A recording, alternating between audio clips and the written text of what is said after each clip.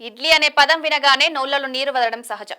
మెత్తటి తెల్లటి ఇడ్లీలు చట్నీ సాంబార్తో కలిపి మన భోజనాన్ని ఎంతో రుచికరంగా మారుస్తాయి. కానీ ఈ రుచికరమైన ఆహారం ఎక్కడి నుంచి వచ్చిందో చాలా మందికి తెలియదు. ఇడ్లీల మూలాల గురించి ఖచ్చితమైన చారిత్రక ఆధారాలు లభించకపోయినా అనేక పరిశోధనలు దక్షిణ భారతదేశం ముఖ్యంగా తమిళనాడులో ఇడ్లీలు ఉద్భవించాయని సూచిస్తున్నారు. సంస్కృతం, తమిళం వంటి పురాతన భాషల్లో గ్రంథాల్లో ఇడ్లీల గురించి ప్రస్తావనలున్నాయి.